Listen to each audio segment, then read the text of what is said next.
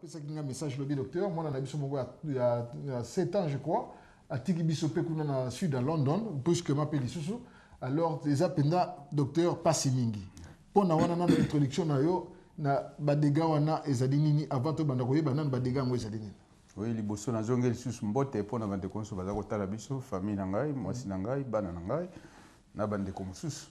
Soki eloko oyo toza koloba yango mingi, c'est parce que tokoki kosala mwa effort na communauté na biso. Oyebi maladie cardiovasculaire eza nini liboso to définir na yango.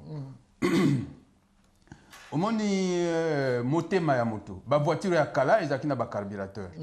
Ndenge ni voiture ya moto ko tambola soko carburateur et bouché ou baby. Motema eza en quelque sorte nako sa parallélisme na yango.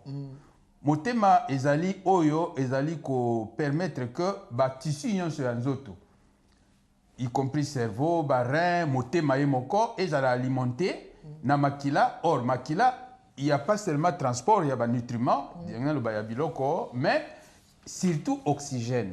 Vous voyez, parce que l'oxygène, il y a un tissu moko et kokufa. Il y a un moko batanga infarctus, il y a un infarctus cause n'importe quel tissu, ou il koufi. Donc ils allaient mortifier. Ils allaient mort détruits. Alors, un problème ils allaient wana motema yango moko, ils allaient alimenter na ba misisa, ba vaisseau. Comme cerveau, comme rein, des organes natangi, ils alimentés dans le vaisseau. Alors, le problème se passe est que, le problème se pose dans ce sens que, à un moment donné, excès, il y a lipides, dans le bas, mafuta. Parce que je crois que, à te place mon sous, tanga qui, dans notre yamoto, toza na ba sucre, toza na ba protéines, toza na ba lipides, donc mafuta, toza na ba éléments minéraux et toza na ba vitamines. Pour nzoto ya moto, constitution ya moto, il faut que ces 5 éléments ezala peut fonctionner. Pour nzoto fonctionner. Pour la squelette toza na yango, pour ezala na nyonso, donc il faut ces 5 éléments là, 5 classes, il y a ba substance dans nzoto na biso.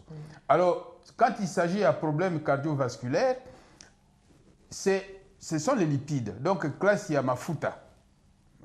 Je crois que dans l'ingala mafuta où ils allaient impliquer ba lipides des ndenge mingi ils allaient ba triglycérides ndenge je crois que objet pesa ya moté oyo bato ba mingi za cholestérol donc ils allaient faire partie à mafuta.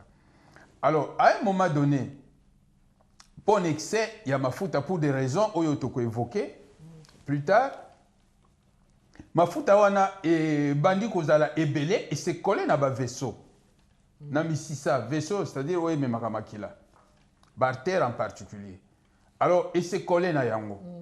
Alors, imaginez-vous, na pesa qui peut-être en profondeur, les na lobaki moté mais un carburateur. Mais ils ont pousse makila, mais yango moko pesa nourri na makila oyo. C'est-à-dire, ce n'est pas que parce que makila est na 4 motema boyebi qu'ils ont 4 cavités to kota nango lelote. Alors, ce n'est pas parce que makila ezali wana le cœur est nourri. Non, makilo ya poussi et kei donc ils allaient oxygéner ou tina ba poumon tout ça bon na kota détail wana te. Alors makilo ezali charger l'oxygène et poussa et ko zonga lisusu na motema na ba artère batanga ka coronaire. Ils ont 2 principales artères, ils ont ba ramification nango tout ça ils ont nourrir ba muscle et à cœur, parce que n'oubliez pas que le cœur c'est un muscle. Alors, imaginez-vous, donc, boye bipé lisusu, que ce que vous avez un effort, consommation d'oxygène augmentée. Et ça la muscle, et ça la partout, consommation augmentée. Alors, elingue le balisusu, consommation, il y a oxygène et le cœur augmenté. Alors, à partir du moment où dans le processus yango il y a misisa wana ezali lumière nango donc katina yango ezali diminuer du fait que ba plaque wana ya mafuta donc cholestérol soki eleki mingi et se coller na paroi batanga yango athérome. Alors soki athérome eleki mingi le processus s'appelle athérosclérose. Mosalate a retenir dans le scientifique, c'est ça de l'importance, mais pour la population en général, boye bakaka ba plaque wana ya mafuta et kangani na kati ya ba vaisseau. bon sikoyo ekangani kana ba vaisseau périphérique na loba o ezo ke na misuni na place mosusu na cerveau te mais oyo pe eza kolesa motema alors na utaki kolobelo komoka na lobi avec l'effort non seulement partie aux ça l'effort et ça ko oxygène mingi mais le cœur aussi qui pousse le sang ou ça ko même oxygène na partie wana et donc ils ont sollicité donc quantité d'oxygène ils allaient peut augmenter alors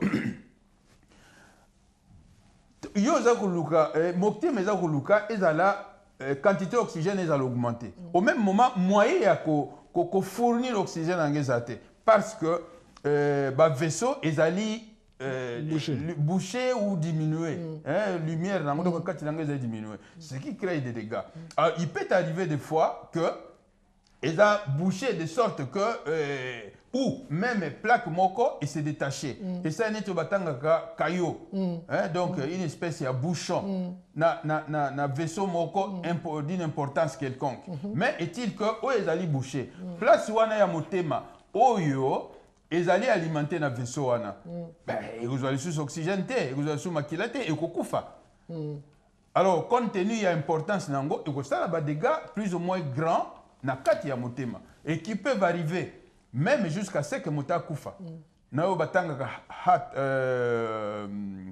attack na français arrêt cardiaque o batanga arrêt cardiaque donc motema ekobeta lisusu eko kozalere mosusu ozwi yango eti ba désordre tout ça okufa na ba désordre wana parfois ce n'est pas directement lié l'infarctus yango moko ça peut lier na désordre loko ya na motema du fait que vaisseau moko ezali bouché donc boza komona importance nango or na lobaki na libandela que imaginez-vous la voiture ya carburateur soko carburateur otambola te bako poussa voiture ke nango mais ekopela te la même chose à partir du moment où motema o eza kopoussa makila partout y compris le cerveau le rein et consort eza kozwa eza sous alimenter la motema te ndenge nini ekobika okufi alors c'est ça un peu le contexte ya oyo donc en bref, je vais résumer pour la définition nango. Ils allaient altération sur le français.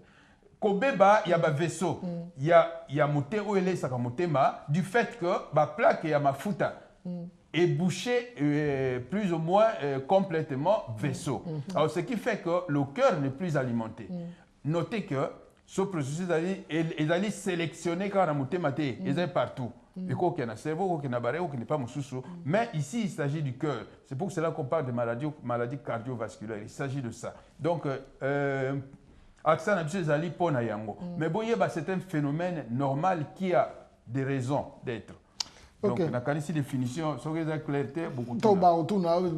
Ce qui lokola ngonge koki to tia numéro na biso ya live et puis bato bazana numéro na biso na yo ba ko textele biso ba mituna mais yo tozali nano na mituna sikote nangana tuna boye à part système processus normal ningo lobi wana ba mafuta ba biloko mususu eko kanga banzela est-ce que ezali na bokono mususu ba maladie mususu oyo ezalaka na base ya à part processus normal hein ningo lobi kolia ba biloko ya kilo bien mafuta tout ça je crois c'est ça mais ezana ba maladie mususu oyo pe et affecte directement fonctionnement ya motema poto comme na nini na barré cardiaque wana tokena n'a compris des questions. Il s'agit d'arrêt cardiaque tout simplement. Ou bien des dégâts cardiovasculaires. Parce que au moment où il n'y a pas que des vaisseaux, motema cause l'infecté, cause une infection, musu batanga endocardite, batanga myocardite et tout ça ils allient.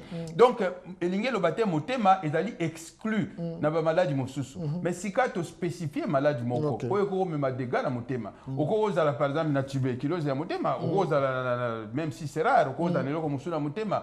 Aujourd'hui, natanga ki myocardite, biloko andeka o endocardite, infection, il y a muscle, il y a tout ça et koko bomayo, moteme ko ça lisute parce que moteme baby, motako pesa choc moko boy et de régler système électrique. Il y a motema et puis désordre au koufi. Hein, oui, que motema ils allaient alimenter par un système partenaire particulier. Ils ont un peacemaker, donc ils ont la place moko etindaka un flux nerveux, onde nerveuse. Voilà le bandengo de sorte que motema est en harmonie. Et quand vous allez par exemple pour une raison ou une autre, motema bandi ko bête na désordre, balwa fibrillation. Ce que il y a oreillette, il y a partie amicale peut-être au suivi na ngwe na bakisi na ba sala comme. Ce que ils allaient ezali na ventricule par exemple makila ezokende su mingi te okufa nango immédiatement biloko ya ndenge wana donc sika toza koloba cause ya décès dû na motema par le fait que vaisseau ya motema ebebi donc nous spécifions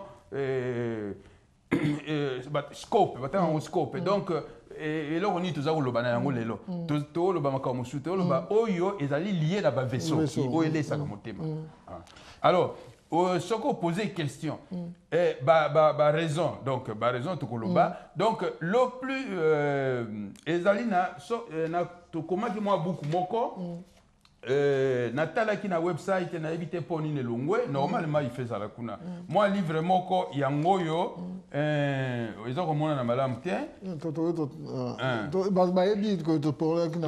makambo ya livre wana soko botangi na kati bokokenda na Salem Health Project www.salemhealthproject.org.uk mais natalaki nayebi te pourquoi livre yango etikaka makambo ya drépanocytose yango eza te nayebi te pourquoi tokozongisa yango mais soki otali na kati okomona baraison oyo esalemaka donc tolobi processus wana oyo ya mafuta eleki mingi na nzoto ntango eza kocircule na kati ya bavaisseau ebandi kobouche bavaisseau ça c'est batanga yango na bato bayebi un peu science bamédecine batanga yango physiopathologie c'est-à-dire ndenge nini eyaka normalement alors maintenant il y a des raisons, des causes ou favorisantes. Et là, on y a favoriser et il y a. Moto moko te atare étude moko recherche moko salemi maladie cardiovasculaire égale ceci. Non, il y a des facteurs favorisants. Et là, on y oye koki komema que bato mosusu na chance ya kokufa na yango ba mosusu te. Moto moko te azali exclu. Pour une raison ou une autre koki koya. Mais ils ont bato mosusu bazali beaucoup plus disposés à faire des maladies cardiovasculaires que d'autres. Statistiquement, bah études déjà concordées, bato ya Sud et Asie. Bazali beaucoup plus affecté par des maladies cardiovasculaires que le reste anglais par exemple, suivi des Africains, des Noirs africains que nous sommes. Donc Tozali, même si au sud de l'Asie, l'équipe sont beaucoup plus exposés, il y a beaucoup plus de risques. Il y a maladies cardiovasculaires pas na bango, mais biso tolandi. Tozali pe mingi, biso moko bino moko boza ko mona ndenge bato baza ko kufa na oyo. Donc na lingi na loba boye.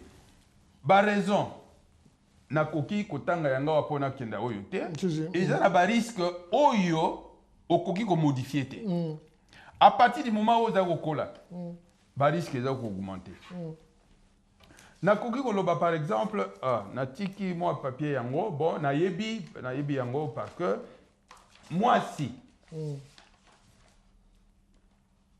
avant l'âge de 65 ans mibali bazana 3 fois plus de chances il y a risque dans le chance de risque, il y a qu'à développer une maladie cardiovasculaire que Mibali.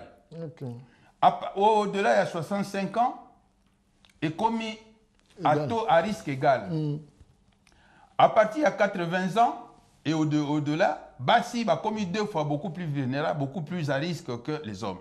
Donc, dans l'Inaloba, ce facteur est lié à l'âge. À partir du moment où... Oui, à partir du moment où on a cola, donc ça sont des facteurs modifiés. Tu ne peux pas éviter de vieillir. Bon. Alors, donc âge, facteur ami balai, les antécédents familiaux, ceux qui na famille na yo, bato basala ba maladie cardiovasculaire, ozali na risque na beaucoup plus de risques. Il y a que souffrir na yango, il y a que joie de gana yango que moto mosusu o famille na bazala kana ngote. Alors, deuxième facteur, qu'on modifie. Troisième. Troisième. Appartenance ethnique à la lobby yango. Dans lobby yango, par exemple, biso africain, à Londres, à Angleterre, tozali en deuxième position par rapport à l'asiatique. Donc, anglais, c'est. Donc, si vous allez devant un anglais, un africain, qui qu'il soit, donc noir africain, osait courir beaucoup plus de risques. Il y a que ça la maladie cardiovasculaire, même à un âge beaucoup plus jeune, et il y a que coufa vite qu'un blanc. Il y a quoi? ce sont des facteurs ethniques, il faut mener des études. Ok, Tout le monde Ok, d'accord. ils allaient vérifier. Na kotinda musomo za tuninga na PC référence, mais dans une référence ou dans une référence kaka les faits statistiques. Les statistiques montrent cela, sont des observations. Peut-être liées dans notre mode de vie, dans notre désordre et à vie, mais na koko lobate, il n'y a pas une étude qui m'a montré que c'est à cause de ceci, à cause de ça. Donc autant yanga comme un fait. Parce que nous sommes le bawa, les alliés biloko ya clair, oyo motoko vérifier. D'accord. Bon. Alors, il y a une raison où ils sont modifiables. C'est-à-dire, si vous l'avez vous avez diminué le risque, il y a que frappé par une maladie cardiovasculaire ou il y a que développer un athérome, une plaque. Alors, il y a les bosses l'ikaya. Nakanisi, on parle beaucoup plus des poumons, mais il y a des facteurs favorisants, il y a maladie cardiovasculaire. Parce que les éléments qui sont dans l'ikaya, la cigarette, le tabac, ils sont affectés, ils sont certes. Bon, boyebi motomoko ya Marlboro, cigarette Marlboro, ben, c'est un Américain, hein, à Koufi à l'âge de 71 ans, quelque chose comme ça. Pour la suite, donc c'est lié dans le fait qu'il a fumé mingi. Mais Bobo Sanate Likaya, il y a ce qu'on met la Likaya, aux alliés qui s'exposent à un risque. Non seulement il y a maladie pulmonaire comme le cancer des poumons et tout ça, mais aux alliés qui s'exposent aussi à la maladie cardiovasculaire. Au le bas, il y a 90 ans, peut-être 90 ans. Mais on est alliés, peut-être que risque est négligeable, mais il y a aux alliés été. La moto, c'est une entité. Bon, alors, hypertension. Si vous avez une hypertension, et bien ça va vaisser, bien ça va camber.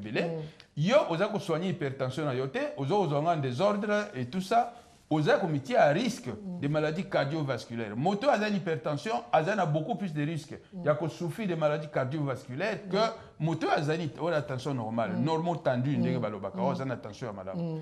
Alors, facteur Moussousou, le taux de cholestérol. Le taux de cholestérol, c'est dans tanga qui n'a pas cholestérol, il va faire partie, il y a des lipides. Il y a 5 éléments dans tanga qui sucre, protéines, les lipides, les vitamines et les sels minéraux. Ils ont constitué l'entité Yamoto. Alors, le cholestérol, c'était une molécule normale. Ils ont un autre nabiso. Si vous avez un cholestérol, vous avez bien, vous avez bien. Tu ne peux pas mener une vie correcte. Donc, une vie normale, parfois même, mais malheureusement, il peut arriver pour des raisons, il y a on peut encore citer parce que ça fait partie, il y a tout l'obésité et consort. Donc, mode d'alimentation, ce qu'on a avec exercice ou non, et tout ça, et qu'on peut élever le taux de cholestérol. Donc, le taux de cholestérol, ça fait partie de la plaque qui est athérome, de sorte que, et qu'on bouche le vaisseau, donc vous avez un risque de la maladie cardiovasculaire. Et là, comme vous soulignez, excès à poids, donc ça va dans le même cadre. L'air yakala et là on a sexe kambala mingi tout le temps parce que ça m'a frappé, ça m'a amusé. Dans le bac notre zaki en Belgique, de comment ça ozonga petit ndeko ah yo za kosa oza ozonga tout poto ata libumu ezate petit boloba via kosa uti Miguel te uti Gabon. Biloko ndeko ça c'est faux, donc biloko ndeko na koluka libumu nene boya libumu monene. C'est un signe, peut-être que vous allez à l'aise, vous allez à l'aise, vous allez à l'exercice, vous allez bien, mais non, vous allez à ça. Parce que, et que baby ça y est, les boumous, si tout, ma foute à les boumous, ma foute à mon donc, et ça m'a bé. Donc, excès de poids, vous voyez que, vous forcez, GP, Sikoyo, ça la makasi, pour la bateau, ça la exercice, de sorte que, diminuer le poids. Parce que l'excès pondéral, l'excès de poids, il va coûter cher na NHS, na ba santé nyonso. Alors, puisque l'excès de poids ou l'obésité, ils ont quand même belé ba maladie belé. Et belé la maladie surtout, donc il faut soigner yango. Ce qui veut dire l'obésité, donc entre autres, ils ont cause, ils ont facteurs favorisants, il y a maladie coronaire ou cardiovasculaire.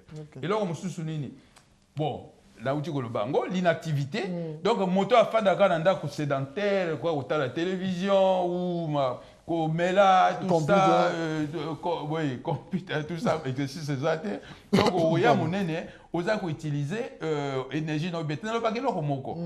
omoni toyokolaki na physique oyo wapi na yebi su malamu te je crois na physique rien ne se perd rien ne se crée elingi loba oyo oza kolia mpona koentretenir organisme na yo ozwi protéine na yo ozwi bavitamine na yo ozwi mosusu basucre ezali toyebi que processus final ya métabolisme ezali fabrication ya sucre mpo ezala consommé utilisé mpona koproduire énergie ainsi de suite oyo ezali produit te biloko oyo lee annexé il fait bombama quelque part.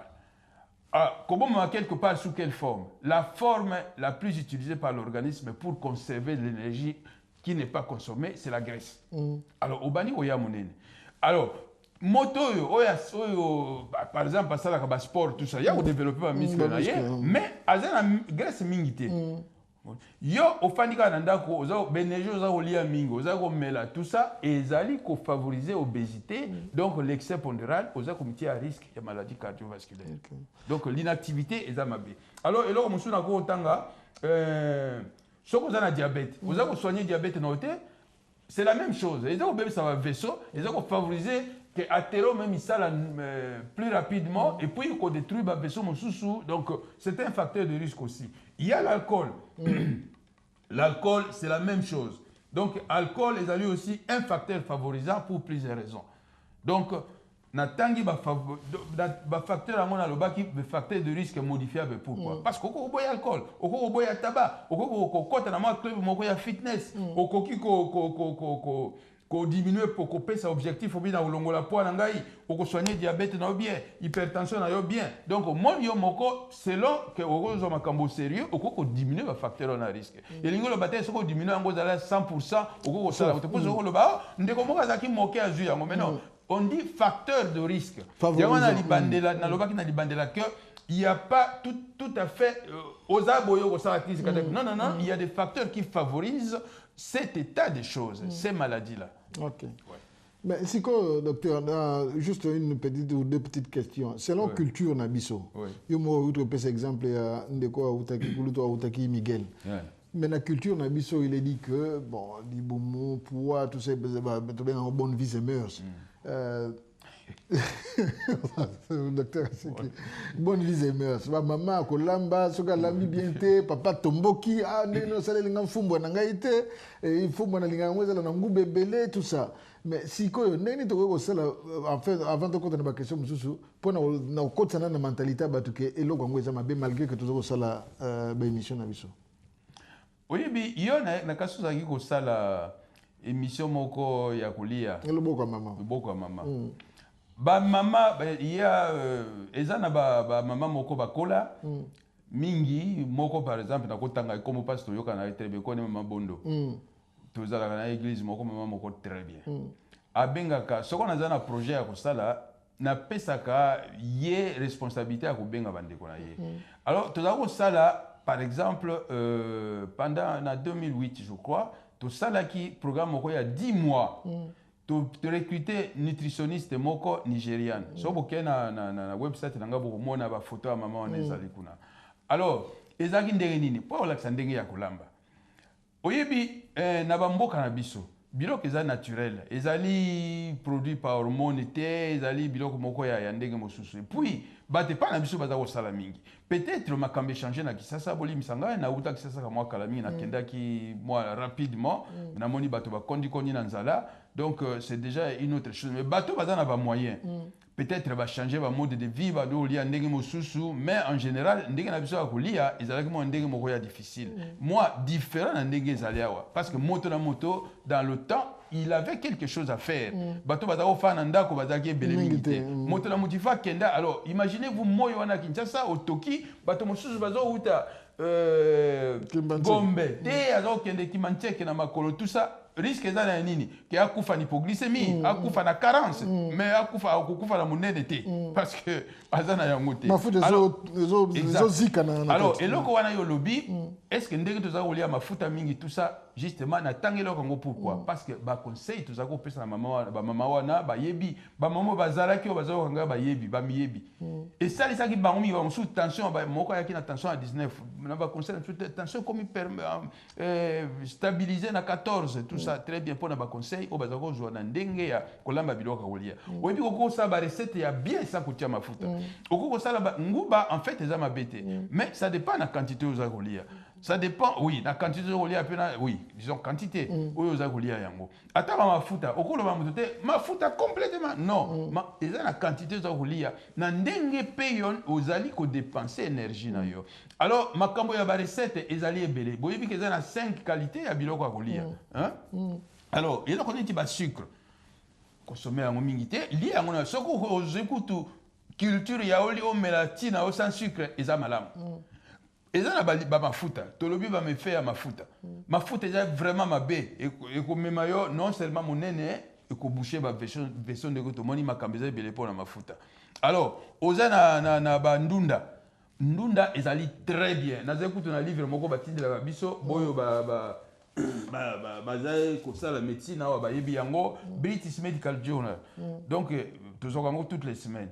Omoni yo moko ko tangawa baza kotia kolia ya ba oza na ba fibre elingelo banindi bandunda ba mampa ya brown biloko ndenge wana fiber and heart disease. Voilà. Alors c'est un rapport l'émission la biso lelo elingelo banini elingelo ba favoriser mingi bandunda na ba fruits boyebi 5 portions oya gouvernement ya awa 5 portions ezali sanoté elingi ba étude ba sali tout ça monique bato ba favoriser ba baliaka mingi bandunda baliaka mingi ba fruits bango bazana moins de risques ya kozwa maladie cardiovasculaire ba diabète que bato balingi banyama bambisi tout ça bato bazana goutte malade batanga goutte bayebi médecin ya oloba na yo non diminuer banyama ou kolia banyama te pourquoi parce que zana ba makambo mingi ya o na métabolisme ya nyama o za ko favoriser ba acide urique et tout ça goutte na yo za ko s'empirer bon. Alors, nalingina loba ba conseil ya kolia ezami na ko pesa ba conseil ya kolia wate mais loko na ko loba soko tali partout na ba publicité ezali baza ko conseiller bato bali andunda mingi ba diminuer ba futa ba diminuer sucre na biloko na bango ya kolia. Docteur, pardon, ezana eloko moko lobi bandunda mususu loko pondu. Ngana, je me souviens encore en 72 dans un internat na belaki nini fièvre jaune. Fièvre jaune lingo ba hépatite B. OK, na belaki on internat na Kinzambi. Alors na l'air bazo soigner ngai ba bando la pardon, fièvre jaune est une maladie mususu grave ko kufa nango pas rapidement. To zalaki misato. Effectivement mo kwa kendaki pauvre Kenzi et puis mi balé tobikaka. Jean Moussete na ngai. Bon, nani tobika pour nini ngai bazwaki chance ya kobenga ba médecin traditionnel na bakoko na biso bazwaki ngai mais babando lambela ngai pondu sans mafuta c'est vrai dans les débuts ezalaki difficile et dur mais avec le temps quelques semaines après nayi komesa na misuni bakozwaka ka batumbi kaka bongo sans épices sans nini mais sikoyo soki yo ndenge tozoloba wa bande musu bavani na bazoloba mais matiti wana biso to banolia sa nini lokwa bataba est-ce que to ça bataba na kati yo moke moi si nanga maman Brigitte aza ko yokanga sikona za koloba lere ya komaki akutinga na culture wana na lobi ata pondu mafuta te mais aza ko lamba pondu moko ya soko le okoyeba teke ezaki mafuta donc il est possible si c'est question ya koyeba recette nini est-ce que bato so balia ka mafuta non. Et puis mafuta yango toliaka mafuta ya mbila. Mafuta ya mbila ezali parmi mafuta ya mabe parce que balobaka mafuta o ezali saturé ezana ba lipides saturé. Ezana insaturé, ezana saturé. Donc saturé ezali o yekoko se transformer le soute. Yango ezala bon. Donc nako kota na ba détail wana te. Donc mafuta mbila ezali parmi mafuta ya mabe. Alors okoki kotia soko okoki kolia boité otimo amoke. Puisque ce qui compte en premier, c'est la quantité aux euros consommés. Alors, et puis, on a dépensé. Ce qui est lambate, ça m'a foutu, tiens, moi, m'a foutu à moquer, mais je vous assure que au cours de ça, la pondu, il y a bien, yomoko, au camoué, sans que eza na mafuta. Ok. Lokolo tangi kombo maman Brigitte na banza par chance pour tangi kombo ya loboko maman eza na ndeko na biso moko pauvre naza ko na rendez-vous na après émission na pourquoi Jansi Keke Kinkela alingi ko tala ndenge ni toko kozongisa émission loboko maman awa na Olive TV. Na banza patient coach azala bien disposé à couper sa biso espace soki to solo bien naie to na rendez-vous na pourquoi lelo. Donc tokoya soki vraiment makambo na salami bien ma solo salami bien nande ko na biso Jansi tokoya pa maman Brigitte ala que biso pondu wana ya sans mafuta. Et puis ma maman o bazota la biso soki yo monique o lingi ko participer ou bien ko contribuer na émission loboko ya maman et o za na relation mingi na santé na banza bolanda ki ngo balanda ki te par malchance ou bien par mégarde. Bozwa moi ta hôtel on a site na biso na www.ukcongovoice.com ou bien na YouTube na biso UK Congo Voice ou beti kaka na YouTube beti Jongi okomona nini ezawana ba émission loboko mama ezawana alors to ya to banda ko sala nini soki yo mama Monique ozana eloko ko sala obengi biso to yeti epa na yo na banza ndeko na biso nani ya epsaki biso awa que la caméra est disponible. Ceux qui font déplacement, ils allaient vraiment chef à département à Azali. Donc, Tourouya, ils ont un problème mingité. Bengabiso, solo là, moyen, parce qu'il faut te couvrir un peu frère Nabiso. Bien. Oui, docteur. Nga Nazali, l'ensemble de la population est masté. Mais n'a pas sa témoignage dans Gamoko. Ndako Ngama fout les alaratés. Il y a longtemps, nazaki na moi condition de santé moko boye ba sali examen so le cholestérol nanga eza pesa likolo te mais il y a deux cholestérol et na cholestérol o ya haute densité HDL eza na cholestérol ya densité moke bato basaki biochimie tout ça ba yebi batanga LDL alors rapport na un rapport spécifique parce que oya haute densité élevée yangi zali ya malamu oya densité moke ezali oya pesaka mingi ba complication alors il fait un rapport ce rapport wane comme déséquilibré en faveur ya LDL ozana ba risque lisusu ba sarka on a ba pourcentage ya risque bon ba monique na zana risque alors bandaka mukolo na bangi na non ngai na makambo motema eza te donc na boyi complètement na ndako na ngai na tiaka ka ba tomate biloko ndenge na meloko balambi sa mafuta okoyeba te na komisika so na leloko ya mafuta okomona bien que naza à l'aise te parce que na mesani tellement ya sa mafuta et ya bien que pour na ngai kolia mafuta ebandi kopesa ngai dégoût donc moto pe mosusu akoko landa yango c'est question ya oyeba ndenge nini d'ailleurs bato bakendaka ba réunion bayebi bamonaka basi bati na ba table bati ka moi pancarte oza biloko ya ba végétarien o ya boya donc yopo ko ko sala ngo soko Monique olingo prévenir santé o prévenir santé na yo contre problème cardiaque ou obésité ou quoi que ce soit ou koki ko sala yango c'est question ko yeba place ni ko zo ba conseil ya bien. D'accord. Bon ngonge bandi ko poussa na bino bongo boyebi que nous allons toujours na 1 heure à jeudi boye bandeko baza na mituna baza kolanda biso soki oza na motuna docteur azawana numéro na biso ya nini ya texte ezali wana bon texte na numéro parce que téléphone na docteur za okanga pour le moment donc soki ajoute question à vous répondre peut-être plus tard alors peut-être loko mosusu ya tina va poser nos questions et loko nini ya kosala pour la prévention na kasi na to ya nanga na ya nango pendant que baza ko se préparer pour ba question na bango. Comment est-ce que maintenant on ça pour combattre ou prévenir babiloko wana ilo ngana yana alors yango na prévention ya maladie donc je répète ce que bokena moi beaucoup parce que temps ils ont moqué beaucoup mona alors justement quand ça na tanga ki ba risque facteur de risque ils sont modifiables il faut jouer sur ces facteurs modifiables alors il y a liboso soko fumaka tika ko fumer cigarette ko memela onini il y a par exemple na médecin na il y a British Medical Association donc ça qui va évaluer qu'est-ce que un fumeur fumera par exemple 20 cigarettes par jour combien il dépense par an alors ozako somba ko bebisa mbongo ndenga na pona ko bebisa santé na yo alors que moi naza nango besoin ba musu ba fuma kutu aza occupé te que moi naza côté abimisa milinga mais batanga kango ko fumer passif Alors, aux gens qui ça moi na yo éviter moi na ko lié mais l'oxygène pur à respirer oxygène pur à ko respirer oxygène suyé na ba fumée na yo. Bon, alcool. C'est vrai qu'il y a des études, études, tout ça, le bateau, on met 20 moquets pour prévenir boye, mais alors, le bateau va mettre 20 a moins de longévité que ce sont des histoires. Pardon, allô? Allô, monsieur Jean-Guy, bonjour docteur, monsieur Jean-Guy, bonjour. Bonjour maman. Maman Thérèse, Nazobenga la félicité. Merci maman la félicité, bonne année. Bonne année. Nabaki sayot. Naebi. Naebi pas de bongo. Ok maman la biso, yo za fidèle la biso, lo biboni.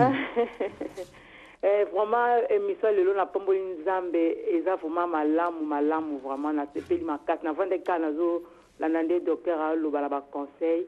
Et vraiment ba conseil bela sali o ya lobi na sala ngo sa même que na yeba eza malamu pona ngai neti ko lamba ninga lobi pondu kitoko me mafuta te eza ndenga na lambaka na lamba ba donc mafuta pona nga na eza la raté na lamba bon muluba eza na normal to lamba bongo et vraiment exercice ningo lobi naza mutu mona linga oza active mingi na sala ngo sana yeba or ba conséquences l'air na yo ki na moni ke naza na bon chemin nzamba pambola docteur rapambola pe yo monsieur Jean-Guy pona ndingo zo sunga so na programme na yo merci vraiment. Merci maman la biso donc yayo na to régler.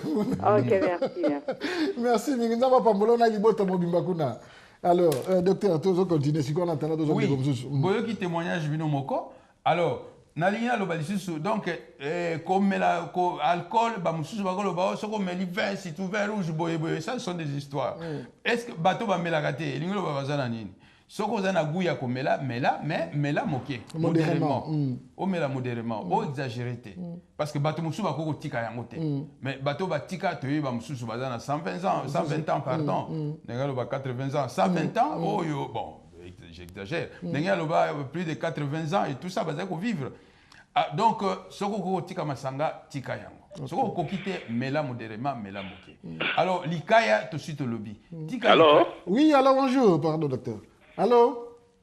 Bonjour, Papa Guy. Papa, comment on est? Papa Jean-Guy, nous avons pas molayo, Kouloutou Nangaye, docteur Paul. Merci. Gaye, docteur Blaise Tambo. Ok, docteur. Ah, docteur, salut. Allô, docteur. Allô, docteur. Ah, en tout cas, docteur, je crois. Voilà. Ah oui, Azali. Oui, docteur. Nous avons une émission. Kouloutou Paul, qui n'a eu la carte de profession médicale, nani docteur Blaise Tambo na Manchester. Na sepeli mingi, Nzambe a pambola yo Jean-Guy puis Nangai. Na nyoso opesi wana ezali exhortation makasi.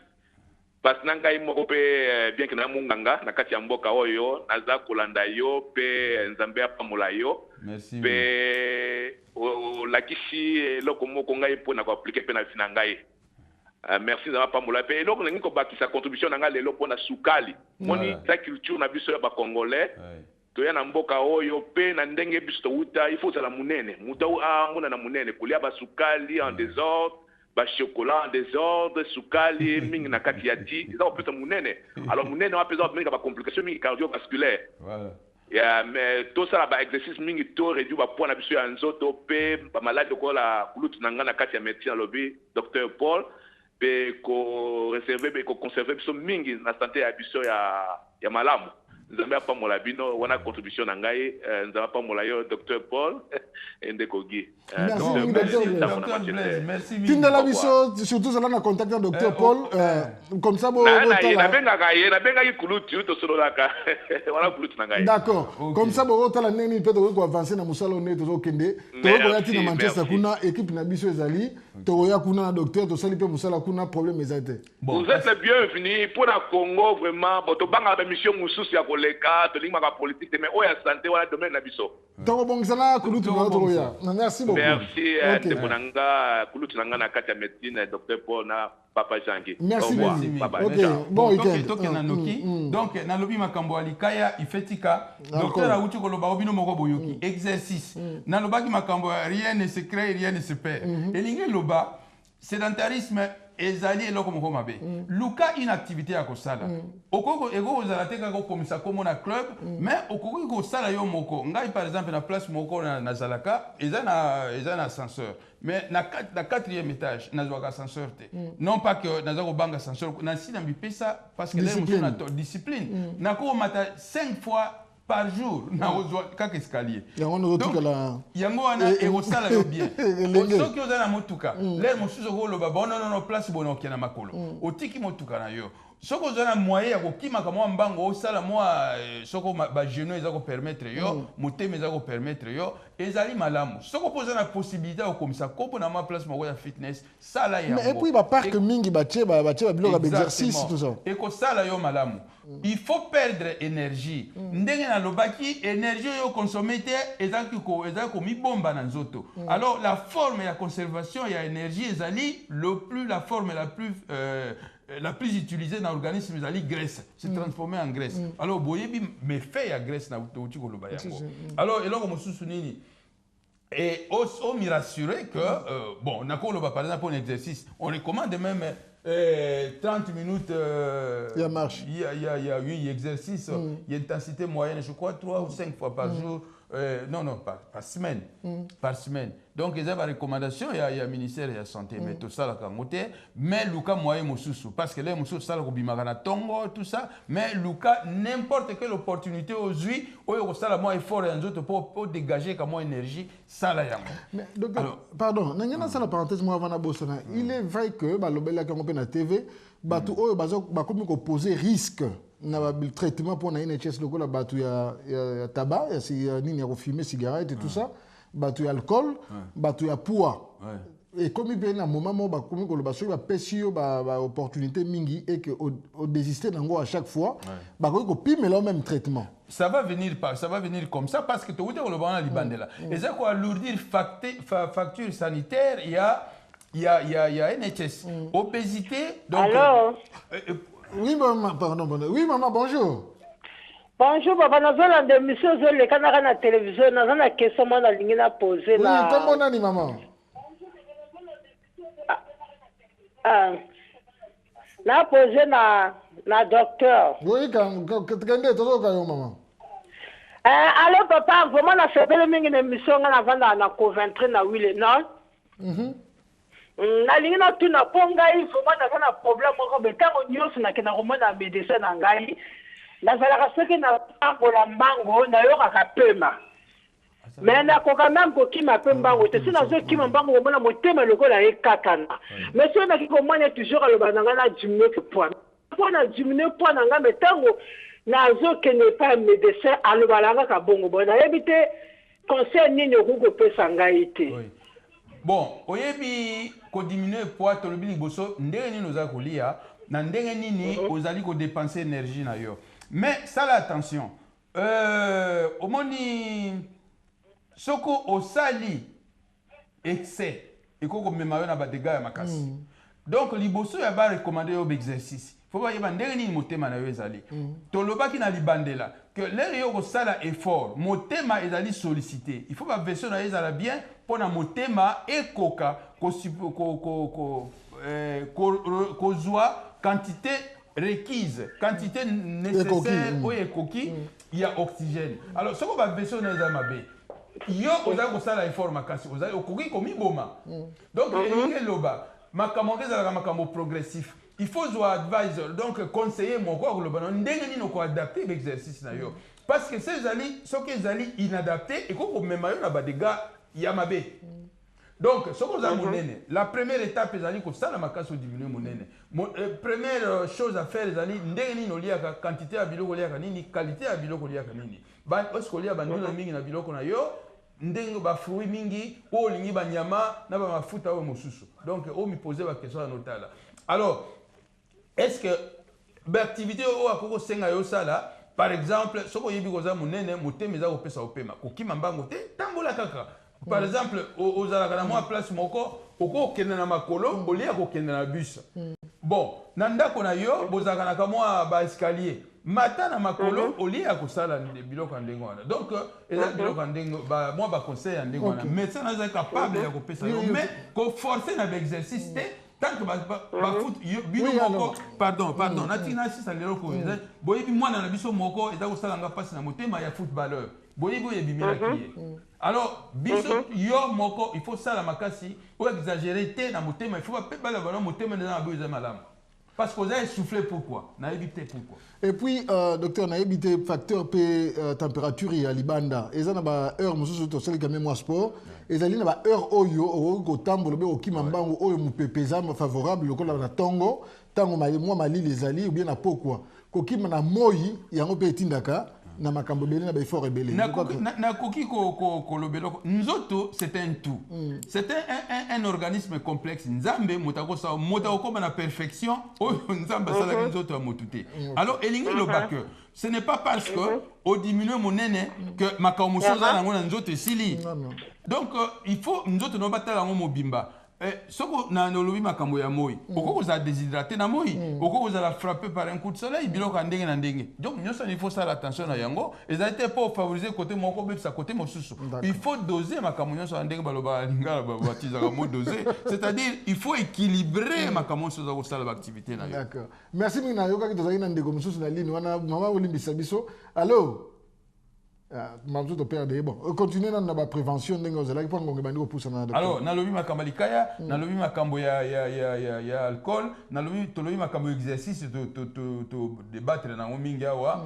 alors ce que vous allez na hypertension et tout ça landa ba instruction à médecin OK na yibe wa soins est difficile les moso que ne pas ya médecin OK ozana lino passe obi otanga attention au lingate parce que va passer 10 minutes et tout ça na yibi mais au supporter yango c'est le système ici au s'adapter na système mais l'essentiel est que on a diabète na bien ba kisi ba pesa kayo ba contrôle ba senga ko sala yango hypertension au sala tout tension na yo ça équilibré dans ba chiffre en dessous de 140 sur en dessous il y a 90 donc ba pareil ba tekaka yo moko ko landa tension na yo na ndako okomaka lelo ke pas dans médecin la kisi record na yo donc place yo komaki de sorte que médecin a chaque fois changer qu'ici au pesa ba conseil mosusu alors oui non c'est ça comme ça oui donc wana lobi makambo a poids na ko loba na lobi makambo attention et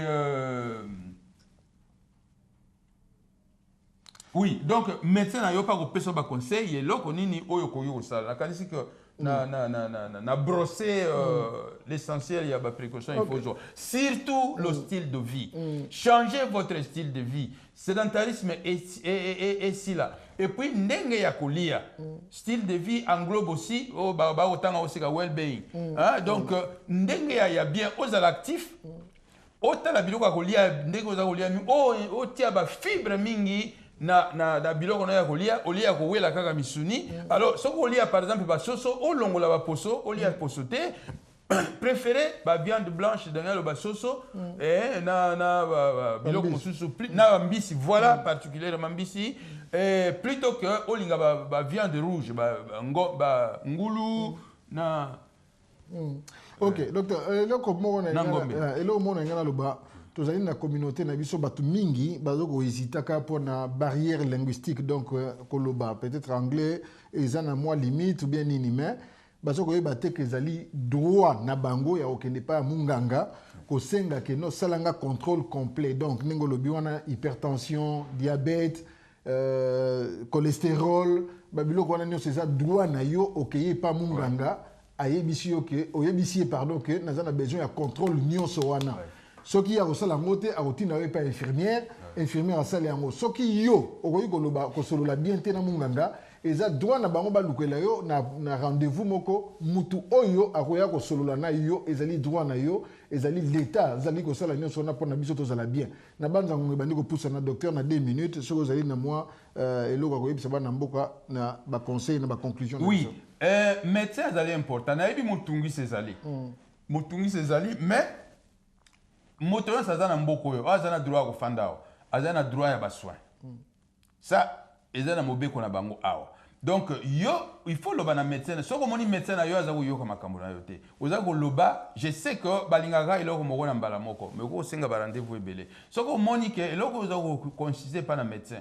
Alingi ko sala yango te, changer médecin, changer GP, même à tes difficile, changer. Et puis eza na ba organisation mosusu. Oye sala ka pona ko salisa bato, soko makambo ya santé ezali. Siko ba na makambo health watch biloko ndé wana ezali belé na ba boro nyonso ezali. Il y a un endroit où les patients ou malades c'est pas koki comme plaindre na yango. Il faut boye ba yango, boye ba droit na bino. Et puis bozala kana curiosité ya kotanga biloko baza kokoma. Ba lele mosusu ba conseil important ezakuna. To néglige ka yango te. Lele mosusu ba conférence ezali. La tendance ya ba organisation ba sala kango. La tendance est que toke na pose to yi sabango ba ya mbongo nga na zana organisation moko na kosi ote na za ko sa musala moko ya kosakana te mais na za iloko moko te na zwaka na za ko loba na bina bokasi na za ko zwa ni jangi ya koko témoigner yango boza la ka curie ya koyeba biloko oyo koko pesa bino po ebongisa santé na bino boza la ka te bo résistant na ba invitation baza ko pesa bino na ba conseil baza ko pesa bino style de vie ko changer yango e ko biksa yo e ko kolisa yo et qu'on permette au vivre malamu en tout cas au col ça peut mikolo na yo. OK. Merci mingi to comme vraiment na suka na linga kina lubandela lisusu ko loba boye. Lobby tozali na enterrement ya maman na biso maman moi si pasteur colonel Motoko autre kunda lobby vendredi na avant midi déjà na Woolwich o ya lingi ba détail en tout cas benga to kopesa ba détail après malheureusement na kina ngote. Tozali pe na matanga ya mama na biso Irene Muka enfin akufeli ndeko ba oyo ba yebi place azali na Southampton ou bien na biso abenga to kozwa nango ya mwana na biso mususu pe ba okunda lobi na malheureusement batindeli nga adresse te nyonso tozo sala pona communauté ezali na lifuta moko te ezali po biso ndeto milengela. Merci mingi na bandeko nyonso balandi biso vraiment Vincent Niema merci mingi na yo na ndenge zo soutenir biso na ba activité mususu ya nini ya ba œuvre ya mboka. Merci mingi na ba maman Finchibi Park oyo basala kinga lokumu monene na poso elekaki basala kinga vraiment moi esengo mingi na bambula na kokaki docteur sekisinga ya na koli.